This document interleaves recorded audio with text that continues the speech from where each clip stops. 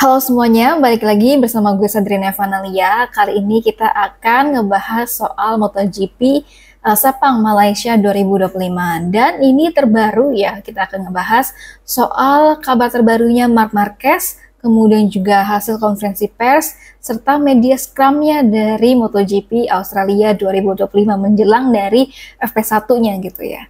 Oke, kita langsung aja ke topik yang pertama, yaitu ada kabar dari Marc Marquez.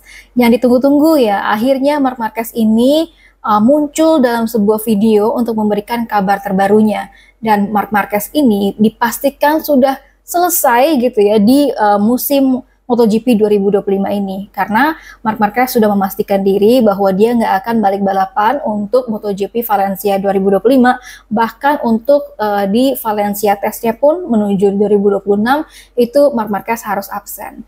Dan ini pernyataan dari Marc Marquez kalau misalkan bilang saat ini ia menjalani pemeriksaan medis lanjutan di Rumah Sakit Ruber International Madrid dan di mana para dokternya yaitu ada Raul Barco, Samuel Antuna, dan juga Ignacio Roger ini mengonfirmasi bahwa Marc Marquez tidak akan bisa kembali ke lintasan gitu ya untuk balapan sampai dengan MotoGP Valencia 2025 ataupun penutup dari musim 2025 ini.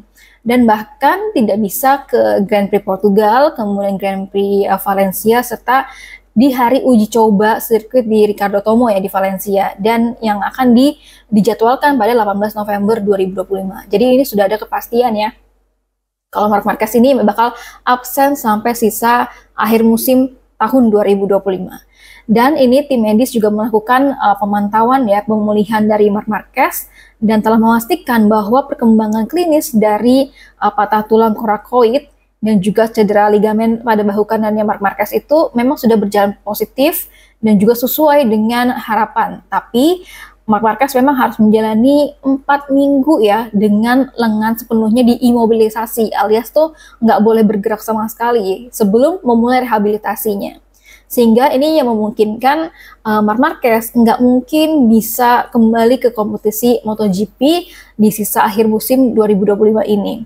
Dan ini juga ada pernyataan dari Gigi Dall'Igna selaku dari GM Ducati Corse gitu ya, bahwa dia bilang sejak awal memang Ducati dan juga Gigi Dall'Igna sudah mengetahui bahwa diagnosis dari cederanya Marc Marquez. Dan Ducati ini juga sudah menyadari bahwa kemungkinan Marc Marquez bisa tampil di MotoGP Valencia itu dan juga tes di Valencia sangat kecil kalau katanya Gigi Dall'Igna. Dan ini juga sangat disayangkan sebenarnya sama Ducati gitu ya, karena kehadiran Marc Marquez di balapan Valencia ataupun di Portimao Portugal itu menjadi sebuah hal yang penting bagi Ducati. Sementara itu memang kalau saat ini prioritasnya kan memang Marc Marquez sedang pemulihan, tapi Ducati ini juga memahami bahwa prioritas utamanya ada pemulihan dan juga kembali untuk Marc Marquez ini bisa 100% bugar gitu ya untuk bisa menghadapi tahun 2026 nanti. Nah, Gigi Dall'Igna dan juga Ducati ini sepenuhnya mendukung keputusan dari Marc Marquez dan juga semua pihak gitu ya, baik dari tim medis dan juga dari timnya Marc Marquez, dan juga dirinya yakin ya Ducati dan juga Gigi Dall'Igna yakin bahwa hal ini untuk menghindari resiko lebih lanjut. Dan ini memang pilihan terbaik ya bagi Marc Marquez untuk bisa pulih dulu sampai 100%, baru kemudian akan balik lagi ke MotoGP 2026. Nah, sementara itu, Marc Marquez sendiri ini mengatakan bahwa saat ini ia menganalisis seluruh situasinya, dan ia dan juga timnya percaya kalau misalkan bahwa recovery ini adalah pilihan tepat, bijak, dan juga konsisten untuk menghormati waktu biologis dari pemulihan cedera ya dari bahu kanannya Marc Marquez. Meskipun itu berarti Marc Marquez nggak bisa balapan di sisa musim 2025 ini sampai dengan tes uji coba. Dan Marc Marquez bilang ia tahu bahwa musim dingin atau di winter test nanti juga akan sulit dihadapi dengan banyaknya kerjaan dan juga untuk pemulihan otot sehingga 100% gitu ya untuk bersiap di tahun 2026. Jadi Marc Marquez ini memang karena memang udah juara dunia gitu ya MotoGP 2025, dia akhirnya menyadari pemulihan itu lebih penting daripada dia harus nge-push cepet-cepet gitu untuk bisa balik balapan. Tapi kemudian dia memang fokusnya udah di tahun 2026 gitu. Dan Marc Marquez ini juga berterima kasih ya kepada para fansnya yang udah mendoakan, kemudian juga sudah memberikan perhatian gitu kepada Marc Marquez dan juga kepada Ducati serta semua sponsor yang mendukung serta memberikan pengertian kepada Marc Marquez. Nah, tadi pun di media Scrums ya, Alex Marquez ini juga sempat ngebahas kondisi kakaknya.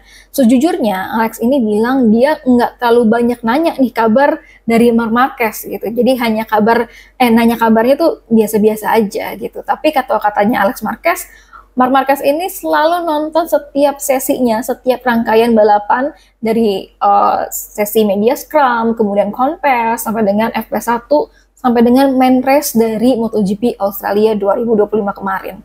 Dan kalau katanya Alex Marquez tuh digangguin sama Marc Marquez, kayak misalkan di chat gitu ya, di WhatsApp atau di telepon gitu, ketika apa yang Marc Marquez tuh nggak tahu gitu, apa yang terjadi yang nggak kelihatan di TV lah istilahnya kayak gitu. Makanya akhirnya si Alex Marquez ini digangguin mulu gitu sama Marc Marquez katanya. Untuk cari tahu ini sebenarnya kenapa gitu kan. Tapi yang memang nggak terlihat di TV, karena kan sebenarnya ya ada beberapa lah ya, kayak misalkan kenapa Alex Marquez waktu kemarin bisa nggak improve dan lain-lainnya, itu pasti mereka komunikasi sih antara Alex Marquez dan juga Marc Marquez. Nah, karena Marc Marquez ini bakal absen sampai dengan MotoGP Valencia, maka Ducati ini sudah akan mempersiapkan pengganti dari Marc Marquez. Kalau waktu kemarin di MotoGP Australia dan juga MotoGP Sepang Malaysia ini kan sudah diganti sama Mikel Piro ya, tapi belum ada pengumuman dari Ducati siapa yang bakal menggantikan Marc Marquez di MotoGP Portimao Portugal dan juga MotoGP Valencia. Dan kalau yang terdengar gitu ya, yang santer terdengar itu memang Nicolo Bulega gitu untuk menggantikan Marc Marquez di Portimao dan juga maksudnya di Portugal ya, di Portimao Portugal. Tapi memang nggak langsung diganti begitu aja, tapi nanti Nicolo Bulega ini kalau beneran jadi ya, ini akan dikasih tes dulu gitu, dikasih tes untuk coba dulu dari Desmosedici GP25-nya. Jadi nanti kita tunggu aja pengumuman dari Ducati siapa yang menjadi pengganti dari Marc Marquez, kemudian juga tentunya kita berharap ya pemulihan dari Marc Marquez ini biar segera cepet gitu supaya memang sudah pulih 100% dan juga bisa balik lagi untuk fokus ke 2026. Nah, sebelum lanjut ke sesi media Scrums, ini ada nggak teman-teman yang udah nonton dokumenternya Sepang Clash 2015 antara Valentino Rossi dan juga Marc Marquez yang baru di-upload sama YouTube-nya MotoGP. Nah, teman-teman boleh dong komentar ya, karena aku juga udah bikinin 6 fakta menarik dari dokumenter Sepang Clash tersebut di sini ya. Jadi nanti teman-teman bisa ngeklik highlight-nya apa-apa aja yang ada gitu ya di dokumenter tersebut. Nah, kalau dari teman-teman yang udah nonton, gimana komentarnya soal dokumenter Sepang Clash ini dan juga fakta-fakta menarik di Sepang Clash? Komentar di bawah ya. Oke, kita lanjut ke konferensi pers MotoGP Malaysia 2025. Kali ini ada 3 orang pembalap yang ikutan konferensi pers. Ada Marco Bezzecchi, kemudian ada Raul Fernandez, dan juga Fabio Di Gia. Kan ketiga-tiganya ini memang menang di MotoGP Australia 2025 kemarin. Makanya akhirnya mereka lah yang hadir ya di konferensi pers. Kita bahas dulu untuk Marco Bezzecchi. Marco Bezzecchi itu dia bilang kalau misalkan Aprilia memang kompetitif belakangan ini. Tapi dia akan lihat dulu sejauh mana kompetitifnya karena setiap dari sirkuit itu dan juga kondisi sirkuitnya menurut dari Marco Bezzecchi itu berbeda-beda. Jadi apakah nanti ketika di sirkuit Malaysia ya Sepang, apakah Aprilia juga akan kompetitif? Ini yang akan diharapkan oleh Marco Bezzecchi juga supaya bisa punya kondisi yang bagus ya atau punya performa yang bagus gitu di weekend ini di Sepang Malaysia. Dan ketika ditanyain sama teman-teman media gitu ya, ini gimana? Lo kan sudah menggeser posisinya Pecco Bagnaia di posisi ketiga gitu di championship. Kalau katanya Marco Bezzecchi ya sebenarnya hal yang biasa aja sih, karena posisi ketiga itu bukan menjadi target utamanya Marco Bezzecchi. Target Bezzecchi adalah sebenarnya supaya bisa selalu kompetitif di setiap balapan. Dan ia juga mengakui kalau misalkan Pecco Bagnaia juga masih menjadi salah satu pembalap yang kuat ya. Oke, kemudian kita ke Fabio Di Gia. Fabio Di Gia ini bilang di tahun lalu di Sepang Malaysia ini memang waktu kemarin ataupun di tahun lalu gitu ya saat tes di Sepang dia memang nggak bisa full ya untuk melakukan tes karena dia mengalami cedera begitu. Dan tentunya di tahun ini akan menjadi challenge tersendiri ataupun tantangan tersendiri bagi Fabio Di Gia karena data-datanya Fabio Di Gia di tahun lalu ya di Sepang tes itu belum lengkap.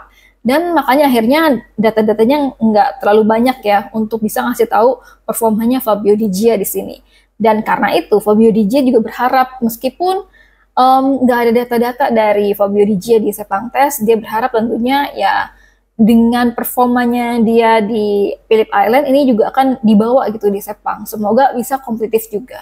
Dan tadi di media scrum, Fabio Di Gia ini juga sempat bilang banyak orang yang mungkin berpikir gitu ya, Fabio Di Gia bakalan party gitu ya setelah dia bisa berhasil naik podium kedua di Phillip Island. Tapi menurut dari Fabio Di Gia sama sekali nggak ada mengadakan party, timnya maupun dia gitu sama teman-teman juga nggak ada melakukan party ataupun menggelar pesta gitu. Tapi yang Fabio Di Gia lakuin adalah tidur cepat. Jadi di hari Minggu itu minggu malamnya dia tidur cepat. Jadi nggak ada party apapun. Dan kalau misalkan tadi di media scrum juga Fabio Di Gia bilang dengan dia naik podium di posisi kedua gitu ya di Phillip Island, ini juga akan menjadi motivasi ekstra gitu buat Fabio Di Gia bisa kompetitif di Sepang Malaysia. Nah, satu lagi dari Di Gia, dia bilang GP25 Ducati itu juga menjadi sebuah tantangan sebenarnya karena performanya yang nggak konsisten, jadi naik turun, kadang bagus, kadang enggak gitu ya sesuai dengan kondisi track masing-masing. Dan khususnya ini memang terjadi pada Fabio Di Gia dan juga Pecco Bagnaia. Kalau misalkan Marc Marquez, sepanjang musim ya yang gue lihat Marc Marquez itu memang mendominasi. Dia sempat agak kesulitan tuh di Mandalika. Jadi kayak Mandalika memang sebuah pengecualian ya untuk Ducati gitu.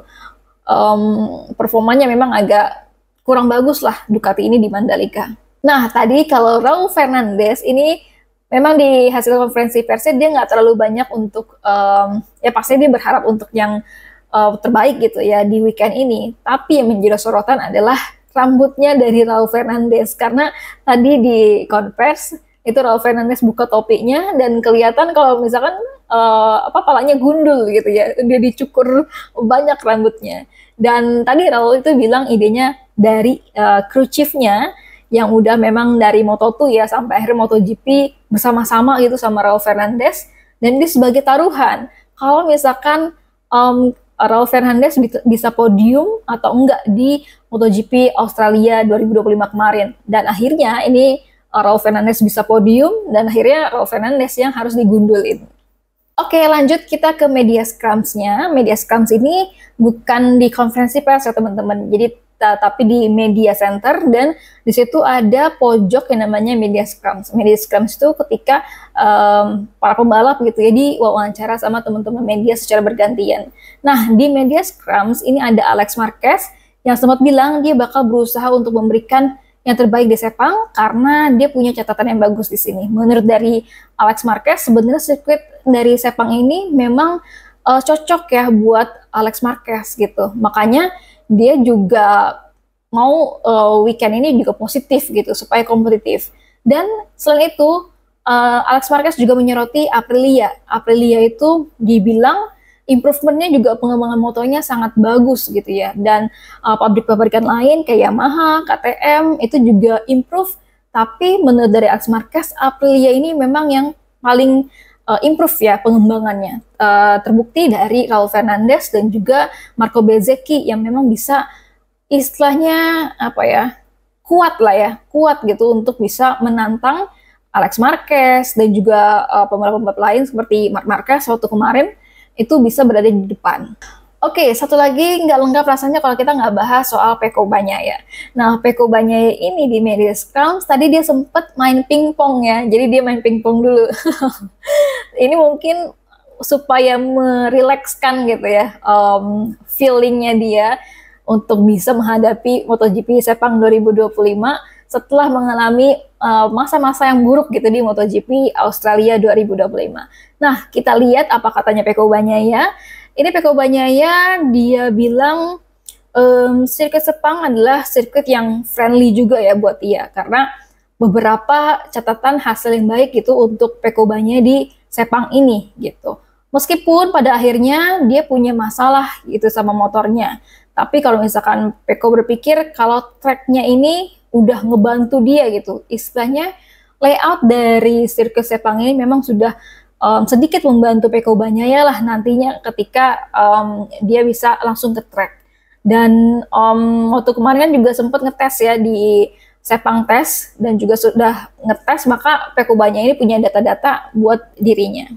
Nah, soal kesulitan Pecco Bagnaia terhadap Ducati khususnya di GP25 ini secara keseluruhan Pecco Bagnaia bilangnya dia kebanyakan kesulitan pada masalah dorongan ban belakang yang untuk dorongan ke depan gitu ya, dorongan ban belakang ke depan saat mengerem maupun dari saat masuk ke corner entry.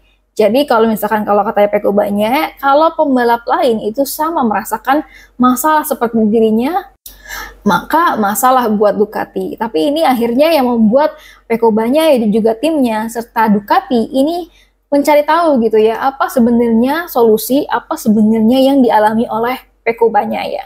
Dan kalau tadi memang udah gue bikinin reviewnya juga ya soal Valentino Rossi yang juga menganalisis apa yang terjadi sama Pecco Bagnaia. Ini mungkin bisa diklik di sini untuk review sedikit soal analisisnya Valentino Rossi. Dan ketika ditanyain sama teman-teman media, ini Valentino Rossi sempat bilang kalau lo tuh atau Pecco Bagnaia gitu ya, lo tuh sempet sering banget untuk menang, tapi kemudian saat ini kok mengalami kendala. Bahkan Valentino Rossi sendiri ini nggak tahu sebenarnya apa yang menjadi kendala ataupun menjadi kesulitan dari Pecco Bagnaia gitu. Nah, Pecco sendiri bilangnya ya saya pun juga nggak tahu apa yang menjadi masalah gitu ya dari GP25 ini, sampai akhirnya ya itu sampai sekarang Pecco Bagnaia itu bilangnya masih terus untuk mencari solusinya, dibantu sama Ducati, kemudian juga mencari setup motor yang bisa membangkitkan lagi feeling terhadap ban depannya atau feeling front end dari GP25. Dan kalau menurut dari Pecco Bagnaia sendiri, masalah ini sebenarnya bukan soal beradaptasi gitu ya pada GP25, tapi lebih kepada masalah fungsi. Ini pun juga waktu kemarin Pecco Bagnaia di Australia, dia juga sempat bilang, ini sebenarnya bukan masalah teknis, ini bukan masalah elektronik, tapi ada sesuatu yang aneh di GP25-nya. Dan ini yang terus-terus diulik-ulik ya sama Pecco Bagnaia dan juga timnya. Oke, segitu dulu teman-teman untuk update dari Marc Marquez, kemudian ada update dari konferensi pers, serta media scrums dari MotoGP Malaysia 2025. Jangan lupa untuk komentar, jangan lupa untuk like, kemudian juga komen, serta subscribe ya channel gue di Sabrina F. Analia. Itu kalian komen dan juga subscribe channel ini aja udah ngebantu gue banget. Terima kasih banyak semuanya, bye-bye.